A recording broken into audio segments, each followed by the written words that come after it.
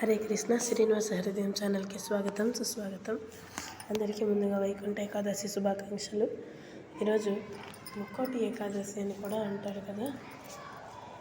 వైకుంఠ ఏకాదశి సందర్భంగా సూర్యుడు ఉత్తరాయణానికి మారే ముందు వచ్చే మార్గశిర శుద్ధ ఏకాదశిని వైకుంఠ ఏకాదశి లేదా ముక్కోటి ఏకాదశి అంటారు. ఈ రోజున వైకుంఠ వాకిళ్ళు తెరుచుకొని ఉంటాయని వైష్ణవాలయాల్లో గల ఉత్తర ద్వారం వద్ద భక్తులు తెల్లవారుజామునే వేచి ఉంటారు. అలాంటి ఈ ముక్కోటి ఏకాదశి విశేషాలేంటో ఈ వీడియోలో మనం తెలుసుకుందాం. ముక్కోటి ఏకాదశి రోజున విష్ణువు గరుడ వాహనారూఢుడై 3 కోట్ల దేవతలతో భూలోకానికి దిగివచ్చి భక్తులకు దర్శనమిస్తారు. కనుక దీనికి ముక్కోటి ఏకాదశి అనే పేరు వచ్చిందంటారు. ఒక ఏకాదశి 3 కోట్ల ఏకాదశులతో సమానమాట. ఈ ఒక్క ఏకాదశియే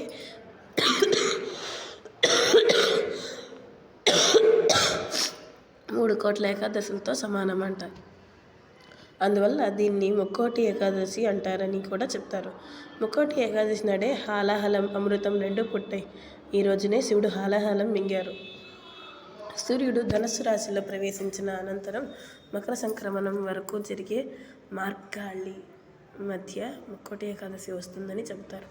వైకుంఠ ఏకాదశి రోజున మురా అనే రాక్షసుడు బియ్యంలో దాక్కుంటాడు.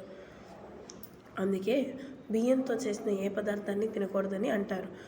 ఏకాదశి వ్రతం చేసేవారు ఉపవాసం, జాగరణ, హరినామ సంకీర్తన, పురాణ పఠనం, జపతపాలు నిర్వహిస్తారు.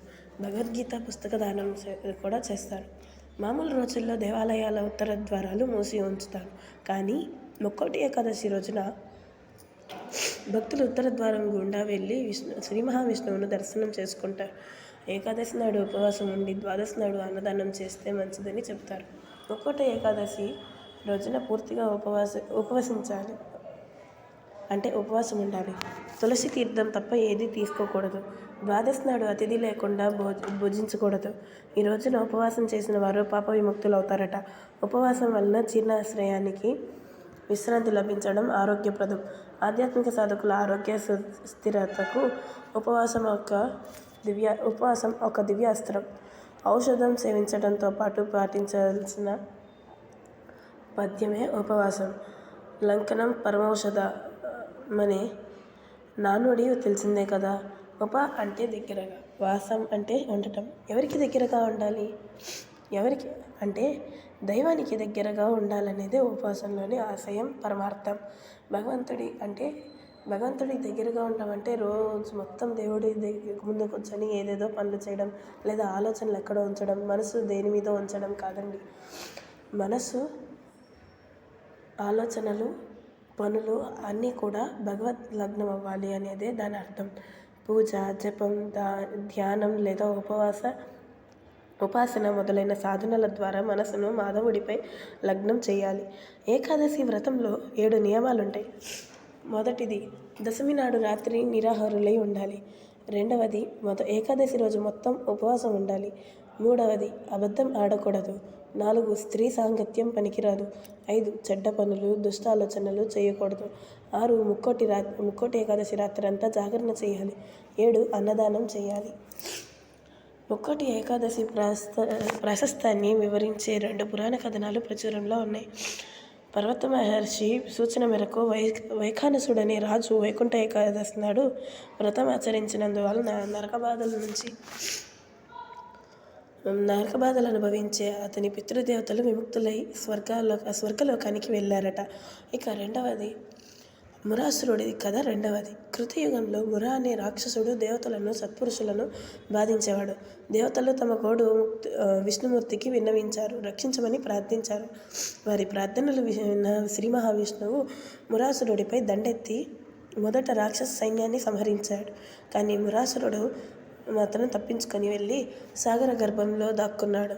మురాసురుడిని బయటికి రప్పించే ఉపాయాన్ని విష్ణువు ఆలోచించి ఒక గుహలోకి వెళ్ళాడు.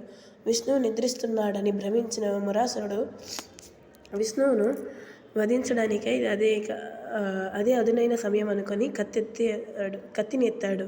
అంతే, మహాలక్ష్మి దుర్గ రూపంలో అక్కడ ప్రత్యక్షమై మురాసురుణ్ణి సంహరించింది. విష్ణువు లేచి ఆమెను మెచ్చుకొని ఆమెకు ఏకాదశి అనే బిరుదునిచ్చాడు. అప్పటి నుంచి ఏకాదశి వ్రతం ప్రాచుర్యం పొందింది. ఇందులోని తాత్విక సందేహం ఏంటో అంటే, విష్ణు ఉండే గుహ ఎక్కడో లేదు, దేహమే దేవాలయమని శాస్త్ర నిర్ణయం. ఉపనిషత్తులు తెలిపినట్లుగా ప్రతి మానవ హృదయ గుహాల్లోనూ పరమాత్మ ప్రకాశిస్తున్నాడు. అంత దగ్గరలో ఉన్న పరమాత్మను ఉద్దేశించి ఏకాదశి వ్రతాన్ని నియమంగా ఆచరించాలి. ఉపవాసం ద్వారా 11 ఇంద్రియాలను నిగ్రహంతో ఉంచుకొని పూజ, జప, ధ్యానం మొదలైన సాధనల ద్వారా ఆరాధించమని భావం. పంచ జ్ఞానేంద్రియాలు, పంచ కర్మేంద్రియాలతో కలుపుకొని మొత్తం 10. వాటితో పాటు మనస్సు అనే 11 ఇంద్రియాల ద్వారా పాపాలు చేస్తారు మానవులు. ఆ 11 అజ్ఞానానికి స్థానం. అందుకే 11 స్థానాలలో ఉన్న అజ్ఞానాన్ని ప్రతినిధి అయిన మురాసురుణ్ణి జ్ఞానప్రదాయిని అయిన ఏకాదశి మాత్రమే సంహరించగలదు. అందుకే ఏకాదశి వ్రతాన్ని నిష్ఠగా ఆచరించిన వారు జ్ఞానవంతులవుతారని చెబుతారు. ఇది హిందువుల పరమ పవిత్రంగా భావించే ముక్కోటి ఏకాదశికి చెందిన పూర్తి సారాంశం. అందరికీ మరొకసారి వైకుంఠ ఏకాదశి శుభాకాంక్షలు. గోవిందా గోవింద.